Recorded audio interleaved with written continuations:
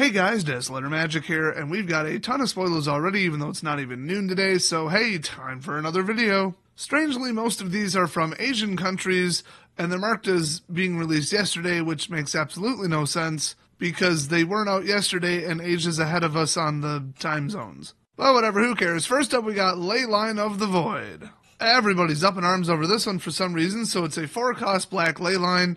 And, obviously, if it's in your opening hand, you may drop it onto the battlefield for free, which is inherently just free casting, broken, stupid. Oh, and then on top of it, completely unreliable. And all it does is, if a card would be put into an opponent's graveyard from anywhere, exile it instead. So this just, turn 0, ends certain decks in Modern and Legacy and Vintage. Like, you want to try running Dredge? Go for it. Good luck. So at the so-called pro-level tournaments, people will just keep one of these in their lap or shuffle, rig it, or slap it to the top of their deck after palming the card, and then make sure that this is in their opening hand, and then they automatically beat Dredge. Yay! Like I said, all the ley lines encourage cheating. That's all they do. And I mean, I found them stupid, unreliable, bad cards, and just generally annoying while also simultaneously being overpowered and underpowered. They are just simply bad cards. They're bad for the game, they're bad to play with, they're just bad. Plus they promote stupid, boring binary win cons where, oh, I did get the card that shuts down your entire deck, I win. Or, oh, I didn't pull it, you win. Wow, that was fun and exciting and dynamic. So remember when I said that they're going to throw in highly valuable cards to, like, beef up the value of this garbage standard set? But they'll be virtually unplayable. They'll be, like, super, super narrow cards for standard. Leyline of the Void. So this was a $60 or $70 card, depending upon if you wanted the one from Guild Pact or from M11. That's right, M11 was also partial reprints, partial new cards from the Guild Pact run. And now M20 is partial brand new Leylines mixed with partial reprints. But right now, Card Kingdom in all of their infinite wisdom has the card at $20 pre-order. Boy, somebody doesn't like money. I mean, a $20 card that's not a Mythic in Standard is already, like, outrageous. Doesn't happen very often, but still. Going from 70 to 20? Ugh. So we needed this reprint, but in Standard, this card does next to nothing. Phoenix. I mean, what else? Gutter Bones? Reassembling Skeleton? Well, I guess then there's, like, the other Phoenix, the one for, like, Is It Phoenixes. Then we got, just Is It in general, just Jumpstart and number of instants and sorceries. So that deck's gone, but newsflash, that deck was gone when War launched. I don't know, how many people are even playing black right now? I mean, you could sideboard this in and just mulligan until it's in your opening hand, but then they'll just find another way to beat you because you probably mulled the 4 and then you're starting with nothing. While you're chasing this thing, they'll probably kill you with a 2-2. Remember the golden rule about ley lines, they're only good if they're in your opening hand. I'm just curious because Wizards is this stupid. Will it be a playable deck to run all 5 ley lines? If you're running 4 of each, you have a 95.1% chance of one of them showing up in your opening hand. And you have a 75% chance of 2 or more, and a 16% chance of there being 3 or more. But they're all, like, defensive. I mean, if we see one, and boy, would this piss me off. If we see one that's like, every upkeep your opponent takes 3 damage and you gain 3 life, that would be a horse of a different color. You know what? That horse can go die in that case. So anyway, it's nice that this is a reprint. I don't think it's going to see much standard play at all. And like I said, that's exactly what I predicted last week they would throw into core set M20. So next up we've got Veil of Summer. It's a 1-cost green instant, uncommon. Draw a card if an opponent has cast a blue or black spell this turn. So in other words, nobody is going to play this in any deck ever or even sideboard it. Spells you control can't be countered this turn. That's weird. And then you and permanents you control gain hexproof from blue and from black till end of turn, because it wasn't confusing enough already. So if your opponent's playing blue or black, and they also cast a spell on whatever turn it happens to be, theirs or yours, then you ruin their entire career. Just kidding. This card does next to nothing. It's basically a green counterspell, which that obviously I take issue with. But other than that, what are the odds that they're playing black or blue? These color lock cards are worthless and useless. They're unplayable. Next up, a card we haven't seen in forever, Planar Cleansing. I don't need to translate this. I know what this is. Come on. The artwork is freaking awesome. Reminds me of that creepy movie about alien abductions and memory and crap. You know which one I'm talking about. So, most board wipes cost 5. This one costs 6 and it's triple white. You know why? Because you destroy all non-land permanents. The problem with this is people running green-white can turn their lands into creatures and then wipe the board and they keep their lands, because they're lands and creatures, but they're also lands, and this says non-land. So I can see that deck being a problem. Otherwise, yeah, I mean, the Great Equalizer, why not? But, boy, don't want blue-white or blue-white-black having this. I gotta say, though, I don't think those decks can realistically blow everything up. Like, they need Planeswalkers, they need enchantments. I don't know. I think this will just kind of assign itself as the Great Equalizer. This will just be like, well, you know what? Start the game over, basically. You and your overpowered deck can get sucked up into a white black hole, wormhole in the sky. So I do kind of like this card. I don't know if I ever truly played with it, but yeah. Next up, you will not believe what they just printed. It's Uncaged Fury. I'll call it right now. They're going to have to ban it. This is a reprint from Shadows or Eldritch or whatever. Target creature gets +1/+1 and gains double strike till end of turn.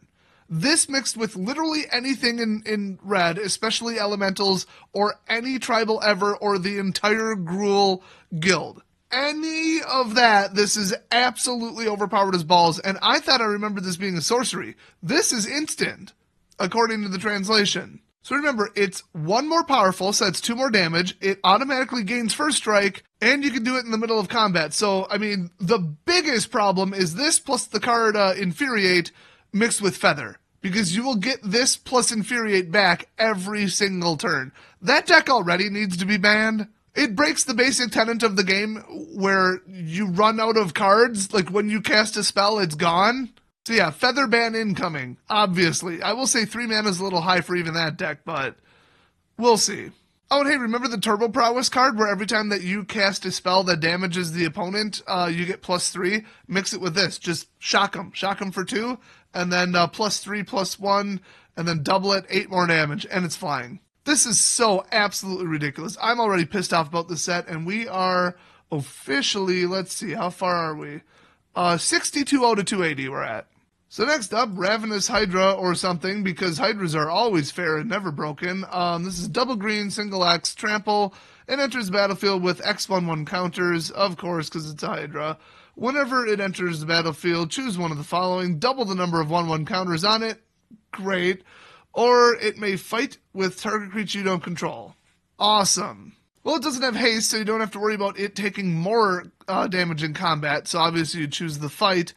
Unless you really don't give a shit because you made X equal 10, take the 20 counters, it has trample. This card's just absolutely broken. So next up, Blight Beetle. It's a 2-cost 1/1 protection from green, even though they said, once again, they are never ever printing that mechanic again, ever. They said the mechanics of protection from individual colors is too complicated. They're never putting it on another card as long as we live.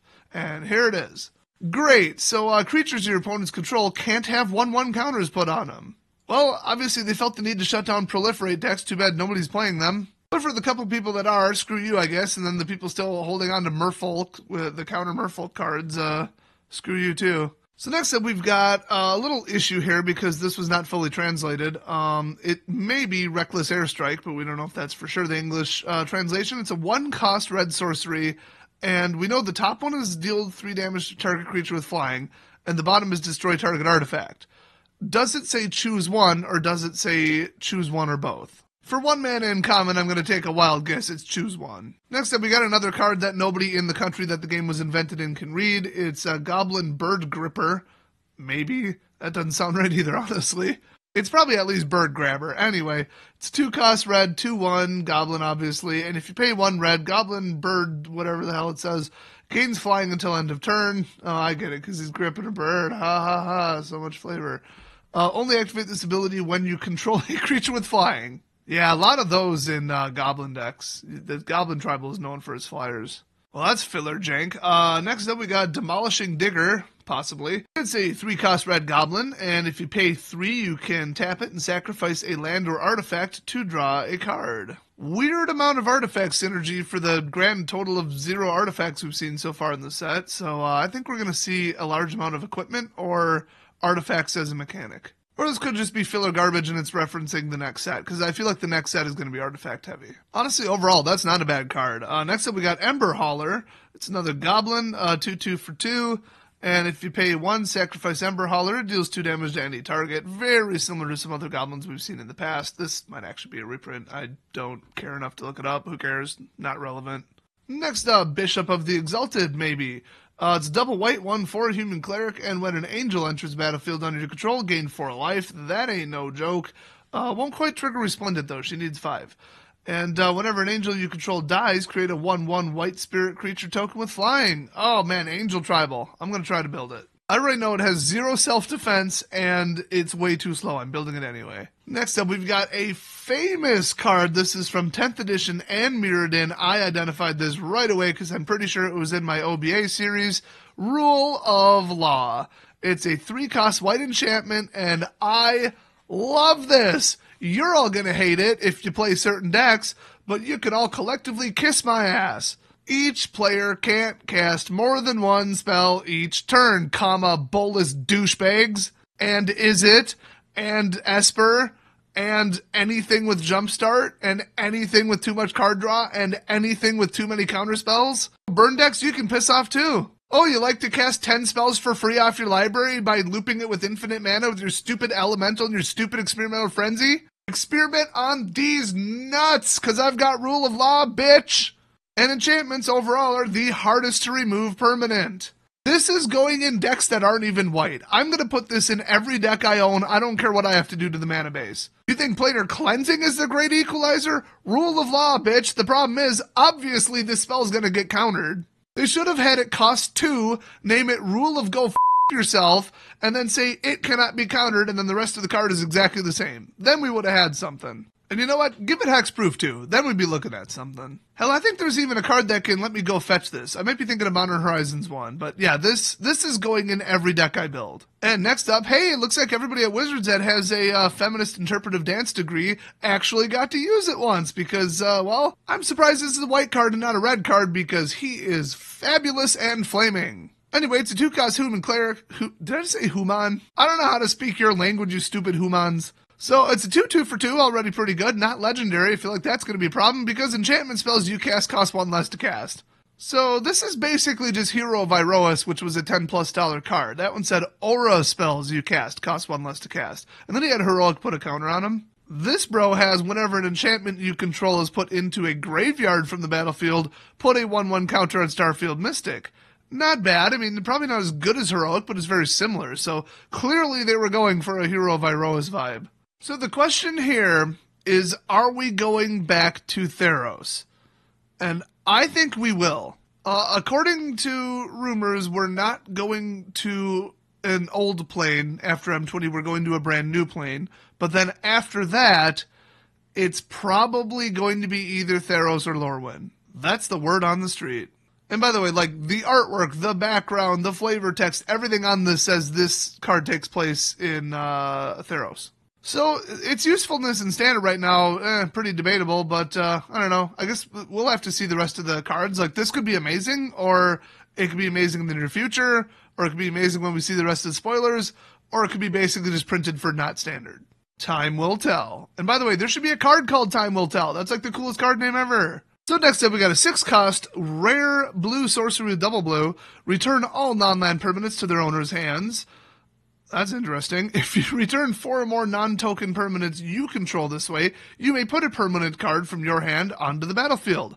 Not necessarily one you just picked up, FYI. Okay, this is just River's Rebuke. So having this plus River's Rebuke briefly legal at the same time is going to be pretty messed up. And then add Planar Binding to it and then just do like a 30 land frickin' blue-white deck. I mean, there's Duck and Cover, which is probably the second best deck that I play online. Oh, FYI, fun fact, I'm Platinum 2. I just won 11 games straight. And I went first in 0 of them.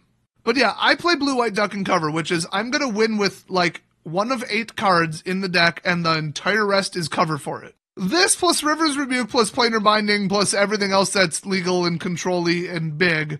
Holy crap. I mean, you throw in some Ixalan's Binding and stuff, they're done. I mean, that actually, now that I think about it, probably wouldn't be a very good combo. But yeah, just keep nuking the board until they have nothing left and then win with some overpowered crap. Let's be honest, probably Teferi, although that's not how I'll build it. It looks like a fun deck. You know, I'm probably going to name it You Can't Win. Because as soon as we cross like 4 mana, the game's over, because I'm just going to nuke the board every other turn. And in some early game walls, death touchers, first strikers, or early counter spells, and the game's over. So I kind of like this. I am originally, at heart, a blue-white control player. I know, I'm finally coming out of the closet. But yeah, I'm just sick of net deckers. I'm sick of overpowered tier 1 crap. So blow it all straight to hell. Big surprise, that's where I would lean. Also, I'd like to take this opportunity to come out as extremely straight. It's kind of like the regular heterosexual orientation, except like a higher average testosterone level. So anyway, after that fun tangent, we've got, what the hell does this say? That must be Italian. I don't really know anything about Italian pronunciation. But if I had to guess, I think it's pronounced Wando Alfredo. And by Italian law, it has to come with free breadsticks. So it's obviously punitive wand, rod, scepter, or something. They translate this into the more common term, not the more synchronized exact word. So in English, it might be wand. But hey, finally, an Artifetto. I was waiting for one of these. So it's a 3-drop, and you can pay 3 tap it, and it deals 1 damage to any target. So it's basically a bad razor tip whip. And when punitive rod is put into the graveyard from the battlefield, deals 5 damage to any target. So, I mean, they're probably going to have to exile this, but if they just straight up blow it up, or if you blow it up, 5 freaking damage to any target. I wish they would have said non-player target for that. I mean, 5's a little much when all they were trying to do is stop taking 1 damage every turn. But the fact that you have to pay for it makes it not that great of a card. But this thing would be so annoying if that ability was free. So what they probably should have done is just not printed this. So next up, we got something that allegedly says Ming Shaman. I don't even know what that word means in English. So I kind of doubt that's what it's called, but welcome to them looking all pseudo-woke and diverse, you know, sending spoilers to people all over the world. It's just so transparently pandering. Like, look, we care about, what country is this from again? Yeah, we care about you. Pretty pathetic and annoying and disruptive because these are commonly translated wrong. But this is a 3/2 for 3. It's a Centaur Shaman. And when it comes into play, target player shuffles any number of target cards from his or her graveyard into his or her library. Oh boy, those ongoing deck sets just go on forever and recycle their graveyard into their library. They're obviously going to play this. I mean, it doesn't do anything else, which is annoying. But also on top of it, it's a creature, though. The other 2 graveyard recyclers are just regular instants and sorceries. So I could see this taking off. I mean, the thing is, if it's like turn 10, you've only got like a couple cards in the graveyard and your library's at like, what, 40, 45? You aren't going to see those cards again. Even if you put 4 cards back, you have a 1 in 10 shot of pulling one of them, like on the next draw. The problem is with those like 3-colored, drag it out, you know, frickin' Bant garbage, where people are like untapping all the lands at the end of every end step and casting 4 Chemister's Insight in a row, they are going to see those cards again, and you might as well just give them flashback. I mean, and then they can pull them, hold them in their hand until the most opportune time, and then unleash them again, which is extremely annoying. The classic deck right now that I saw people playing is Turbo Fog. Oh my god. So the fact that this helps out Turbo Fog really pisses me off. But, I mean, this is the ace set to be legal. Clearly, every card is going to piss me off because Standard is in a really bad state right now. The decks are overpowered and the most common decks are highly obnoxious to play against. There's really nothing fun about Standard right now. I'm counting down the days until rotation, guys. Next up, we've got, allegedly, Kaalia Zenithseeker, a 3-cost 3/3 legendary creature human cleric not angel? Didn't see that coming. But anyway, I mean, come on. We all know that this is just secretly Gisela in disguise. So, 3/3 flyer for 3. The problem is that mana cost, damn. But, flying and vigilance, hey. And when she enters the battlefield, and remember, you can flicker her, look at the top 6 cards of your library. You may reveal an angel card, a demon card, and or a dragon card from among them, and put them into your hand. Put the rest on the bottom of your library in a random order. So, summoning a demon, angel, or dragon, does that sound like a cleric to you, or does that sound like a wizard? I mean, come on. So are people going to throw together a red, white, black, angel, demon, dragon tribal deck just because of this card? They're going to build the whole deck around this. My guess would be no. Would you put this in an all angels deck? No, it's not worth the 2 other colors. Would you add this to a traditional vampire deck or some kind of in-the-middle, not tribal locked black-white deck? No, too hard to generate red. Is anybody playing those 3 colors right now? No. So clearly this was printed for another format. I mean, it'd be kind of cool as a commander for commander, but you'd have to build the whole deck from scratch around it, which, It really means it probably ain't even a $10 card, so I think this is just kind of a waste of a spot. I mean, I'd say a 3/3 flying vigilant just vanilla creature for 3 would be good, but that mana cost, oh my gosh. So next up we've got Golos, Tireless Pilgrim. He's a legendary artifact creature scout. Told you we're going to start seeing some artifacts. It's a 3/5 for 5, and when he enters the battlefield, you may search your library for a land card. Put that card onto the battlefield, tap it, then shuffle your library, so typical scout effect. And then if you pay 2 generic plus 1 of every color, so 7 total. Do I even want to keep reading? It probably just says win the game. Okay, pay that outrageous, ridiculous, impossible cost and exile the top 3 cards of your library. You may play them this turn without paying the mana cost. Okay, I mean, that's pretty bad. That's free casting, but you got to do it blind, kind of. But the problem arises from the fact that you can do this every single turn, because you sure as hell don't need your mana for anything else at this point, but boy, good luck getting that. I mean, I can see this going in a Gates deck, but that's about it. And honestly, probably would be a 1 or 2 of, so I mean, that sucks that it upgrades Gates, because that deck's toxic as shit. But whatever, like I said, welcome to the A set being legal. Next up, Loyal Pegasus. I think we've seen this card before. It's a 2/1 for 1, and it can't attack or block alone, so in an all-flyers deck, damn, that's crazy, and clearly they're trying to push that, and obviously all-flyers, perpetually toxic archetype that nobody likes. Boy, they're getting out the full list for this set. I can't wait to see all the Infect cards. Next up, Convolute. It's a 3-cost instant counter target spell unless its controller pays 4, so it's basically just an absolute garbage version of Cancel. I mean, yeah, it doesn't have double blue, so that's a thing, but they probably have 4. It's still infinitely better than the beyond worthless Spell Pierce, but, you know, still, they probably have 4, I'm just saying. Syncopate is overall a far better card. So next up we got Growth Cycle. It's a 2-cost instant in green. Target creature gets +3/+3 until end of turn because we really needed that in Standard. It gets an additional +2/+2 until end of turn for each card named Growth Cycle in your graveyard. Yay! So Gruul is now officially on steroids between this and Infuriate, which is going to be just impossible to play against, so that's great. Next up, Overgrowth Elemental. It's a 3/2 for 3 Elemental.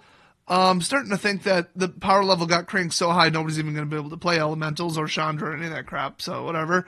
When it enters the battlefield, put a 1/1 counter on another target elemental you control. Whenever another creature you control dies, you gain 1 life. If it was an elemental, put a 1/1 counter on Overgrowth Elemental. So, too slow and unreliable. I don't like it. Next up, a rare colorless land, Field of the Dead. It enters battlefield tapped. Ouch. It only taps for colorless. Ouch. But whenever Field of the Dead or another land enters the battlefield under your control, if you control 7 or more lands with different names, create a 2/2 black zombie creature token. Absolutely not worth it. If you have 7 different named lands, it's because you're playing a bunch of different colors, which means that this is beyond useless. You might as well just cast a spell that brings out a 2/2 zombie. Or better yet, one that brings out like 3 of them. Wow, what an absolute waste of a rare slot. Unbelievable. Next up, we got Barkhide Troll, 2/2 for 2, double green. Not an elemental, though, of course. And it enters the battlefield with a 1/1 counter on it, so it's actually a 3/3. And then if you pay 1, remove a counter from it, it gains hexproof until end of turn.